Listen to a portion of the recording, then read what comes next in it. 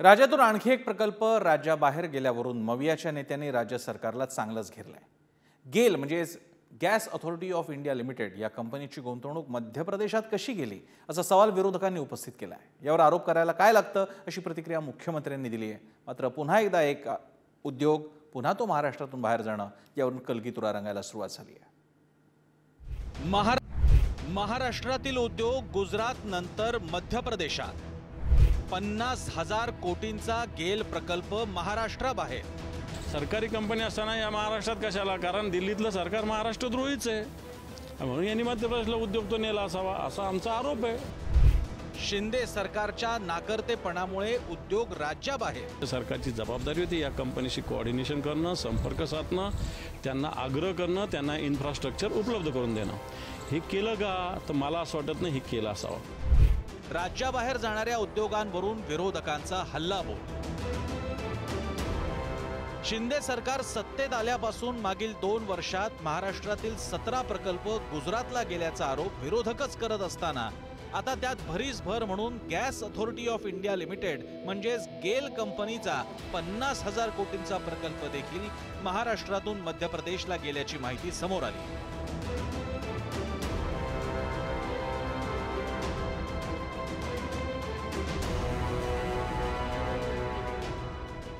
Economic टाइम्सच्या बातमीचा दाखला देत विरोधी पक्षनेते अंबादास दानवेंनी ही माहिती एक्स पोस्ट करत महाराष्ट्रासमोर आणली। त्यामुळे आधीच अब्जावधींचा प्रकल्प गमावलेल्या महाराष्ट्राला आता आणखी एका 50,000 कोटींच्या गॅस प्रकल्पापासूनही मुकावं लागणार।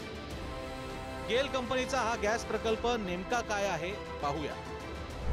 गेल कंपनी महाराष्ट्रात 50,000 कोटींचा गॅस प्रकल्प उभारणार होती। छत्रपती संभाजीनगर किंवा कोकणातील दाभोळमध्ये प्रकल्प उभारला जाणार होता। या गॅस प्रकल्पात प्रतिवर्षी 1.5 दशलक्ष टन इथेन क्रॅकिंग करण्यात येणार आहे। देशातील पेट्रोकेमिकल्सची मागणी पूर्ण करण्यासाठी या प्रकल्पाची मदत होणार आहे। तसंच इथेनच्या वापरातून प्लास्टिक, सिंथेटिक रबर देखील तयार केलं जाणार। आता हाच इथेन गॅस प्रकल्प महाराष्ट्राऐवजी मध्य प्रदेशच्या सिहोर इथं उभारला जाणार आहे। गेल कंपनीच्या याच प्रकल्पासोबत भारत पेट्रोलियम कॉर्पचाही 6 अब्ज डॉलरचा इथेन फेड क्रॅकर प्रकल्पही मध्य प्रदेशच्या बिना रिफायनरी इथं हलवण्यात आलाय। अशा प्रकारे उद्योगधंदे राज्याबाहेर जात असल्यानं मविया नेत्यांनी पुन्हा सरकारला धारेवर धरायला सुरुवात केली। महाराष्ट्राच्या वाट्याला येणारे उद्योग सहज राज्याबाहेर जातात तरी कसे याचं उत्तर उद्योग मंत्र्यांनी द्यावं अशी टीका अंबादास दानवेंनी केली।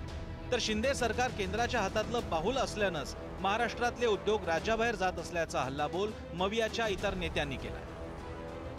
गुजरात विधानसभा निवडणुकीच्या वेळी देखील महाराष्ट्रातील अनेक प्रकल्प गुजरातला पळवण्यात आल्याचा आरोप विरोधकांनी केला होता। त्यावेळी देखील मविया आणि महायुतीच्या नेत्यांमध्ये आरोप प्रत्यारोपांच्या फैरी झडल्या होत्या। आता महाराष्ट्रातून गुजरातला हलवण्यात आलेले प्रकल्प कोणते तेही पहा। वेदांता फॉक्सकॉन 1,54,000 कोटी, टाटा एअरबस 22,000 कोटी, बल्क ड्रग्स पार्क 30,000 कोटी, मेडिसिन डिव्हाइस पार्क 424 कोटी, सिंधुदुर्गमध्ये होणारा पाणबुडी प्रकल्प, नॅशनल मरीन पोलीस अकादमी, आंतरराष्ट्रीय आर्थिक सेवा केंद्र, पेटंट डिझाईन ट्रेडमार्क केंद्र, मुंबईतील हिरे बाजार असे अनेक प्रकल्प महाराष्ट्रातून गुजरातला पळवण्यावरून उद्धव ठाकरे आणि आदित्य ठाकरेंनी लोकसभा निवडणुकीच्या प्रचारात पंतप्रधान मोदींविरोधात आरोपांची राळ उडवली। सगळे जे उद्योग आहेत गेल्या 2-2.5 वर्षांमध्ये भाजपच्या सरकारने गुजरातला पाठवलेले। मराठी विरुद्ध गुजराती असा वाद नाहीये, पण नक्कीच महाराष्ट्राला अशी ट्रीटमेंट, अशी वागणूक का दिली जाते गुजरातसाठी हा एक प्रश्न आहे सगळ्यांच्या मनात आणि तो राग देखील दगदगता आहे। इकडच्या तरुणांचा आपण बघतोय बळी जातोय कारण गुजरातचे सगळे उद्योग चालले। मला असं वाटतं जे आले त्याची यादी मुख्यमंत्र्यांनी जाहीर करावी की या हे उद्योग आम्ही मुख्यमंत्री झाल्यानंतर, आमचं सरकार आल्यानंतर या राज्यात आलेले आहेत, त्याच्यात एवढी इन्व्हेस्टमेंट झालेली आहे, त्याच्यातून एवढा रोजगार मिळतोय, अशा प्रकारची भूमिका जर आलेच असतील तर मुख्यमंत्र्यांनी घोषणा करावी। मी आज एक भूमिका मांडली, गेल कंपनी जी आहे भारत सरकारची हिचं एक 50,000 कोटी रुपयाचं इन्व्हेस्टमेंटचं एक प्रपोजल होतं क्रॅकिंग युनिटचं. एखादा जर एवढी मोठी कंपनी एवढ्या इन्व्हेस्टमेंटसाठी जागेची विचारणा करत असेल तर राज्य सरकारची जबाबदारी होती या कंपनीशी कोऑर्डिनेशन करणं, संपर्क साधणं. दुसरा त्याच्यानंतरचा प्रश्न आहे की ही सरकारी कंपनी आहे. सरकारी कंपनी असताना या महाराष्ट्रात कशाला? कारण दिल्लीतलं सरकार महाराष्ट्रद्रोहीच आहे. मला काय आश्चर्य वाटतच नाही, कारण का हे जे ट्रिपल इंजिनचा खोक्याचं सरकार आहे ते सातत्याने त्यांना फक्त आपापसात त्यांची भांडणं, जी पण आता तुमच्या चॅनलवरच दिसायला लागली की तिघांमध्ये पण फार काही चांगलं झालेलं नाही असं दिसतंय एकूण या इलेक्शनमध्ये. आता दुष्काळाचा प्रश्न आहे, महागाई, बेरोजगारी, भ्रष्टाचार आणि आता रात्री तर हत्या व्हायला लागल्या पोर्च गाडीतून. म्हणजे हे राज्य चाललंय का कोण चालवतंय हे राज्य? याचं उत्तर आम्हाला दिलं पाहिजे या ट्रिपल इंजिनच्या खोके सरकारने. तर दुसरीकडे महाराष्ट्राबाहेर जाणाऱ्या उद्योगांच्या मुद्द्यावरून विरोधकांनी घेरल्यावर सत्ताधारी पक्षातील नेत्यासह उद्योग मंत्री उदय सामंत यांनी सारवासारव करणारी भूमिका मांडली. नाही, आज तुम्हाला मी सांगतो, आरोप करायला काय लागतंय? तुम्ही वेदांताचा आरोप करत होते तेव्हा सरकार आमचं 2 महिन्याचं होतं. 2 महिन्यामध्ये कुठला वेदांता, फॉक्सकॉन सारखा मोठा उद्योग जातो का येतो असं काय होतं का 2 महिन्यामध्ये? त्याला पूर्ण वर्ष 6 महिने तयारी करावी लागते. आणि आता मी तुम्हाला सांगतो 6 लाख कोटीचे जे उद्योग आज आम्ही आमच्या राज्यात आणलेत. आजही आकडेवारी स्पष्ट आहे.